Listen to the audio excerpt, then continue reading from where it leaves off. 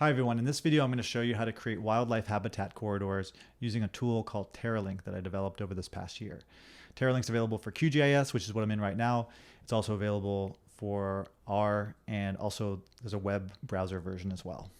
The goal of Terralink is to provide the strategic locations and configurations for wildlife habitat corridors to try to connect as much of a fragmented landscape as possible.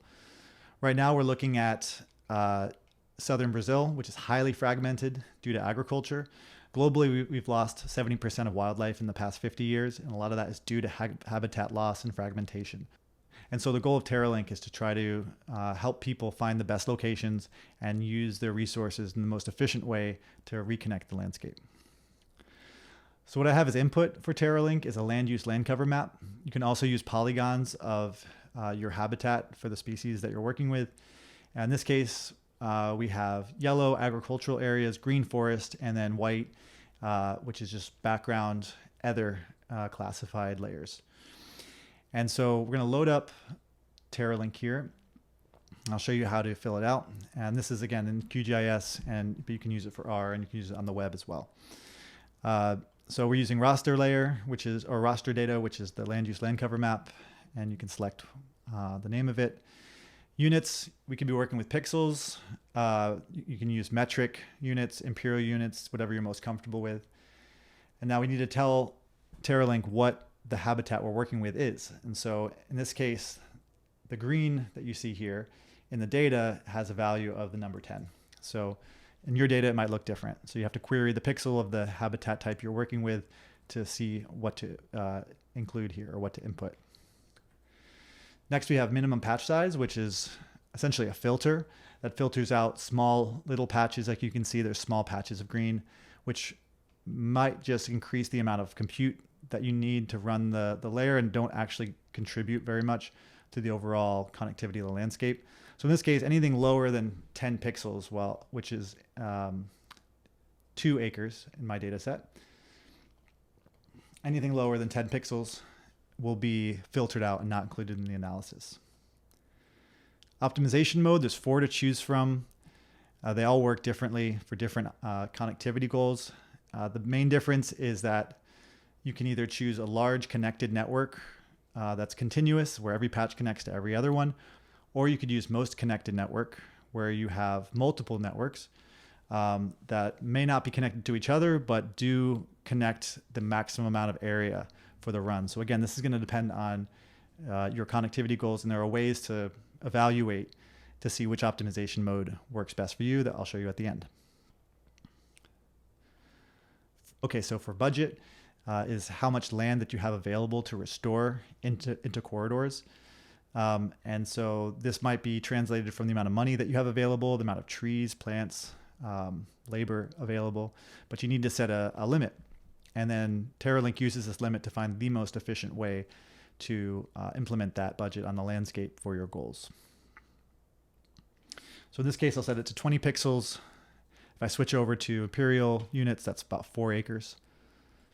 Next, we have corridor width, which essentially you just set to the width of the corridor that you want based off of your species and the ecosystem you're working with.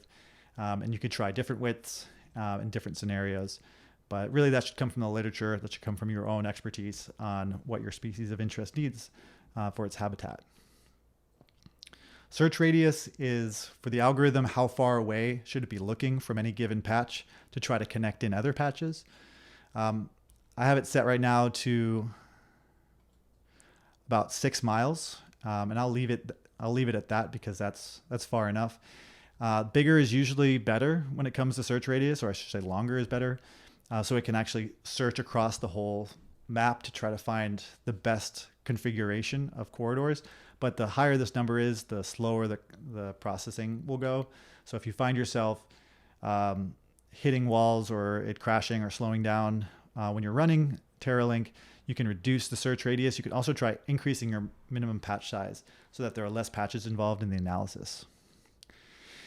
And then finally, this is an optional parameter that's impassable land classes. So if you're familiar with other connectivity tools like CircuitScape, there are resistance rasters involved. This is different. This is just a binary yes or no. Can a corridor be built on this land type or can it not? And so in this case, we're going to tell it that all these yellow areas, all these ag areas are not usable for corridors. It needs to find places in between the ag areas to build the corridor. So we're going to tell it that, so in this case, the ag layer is designated as 40. In my data set, yours will be different depending on if you want to use this feature or not and what your data looks like.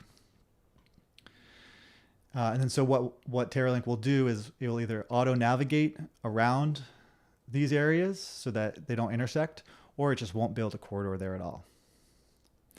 I'm going to hit create temporary layer and then hit run, and then the analysis starts.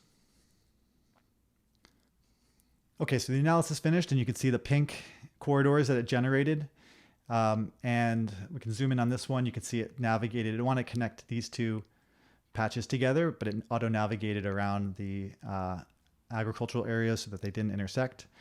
It also found areas where small amounts of corridor actually had really high gains in connectivity of the landscape. And what's cool about Terralink is you can actually, in QGIS especially, but you can do this with all the platforms. You click on the corridor and it will give you helpful information on why that corridor was built, what it's connecting, how efficient it is based on its land area and its impact on the landscape, and some other helpful metadata here. And then finally, in the landscape metrics attribute table, when these are all outputs of the Terralink run, you can see various ecological metrics that have to do with landscape connectivity. So you can see pre-post, there's a column for before Terralink, what the landscape looked like, and a column for post after Terralink. And you can see there were increases in these various landscape metrics. And these metrics help you decide, okay, if you run 5 or 6 different scenarios using different optimization modes, different parameters, which one actually had the biggest impact on your landscape. So this is a really important metric window to look at. And let's see if it'll let me close it. There we go. So that's it. That's how Terralink works. I would love to hear how you use it and some feedback.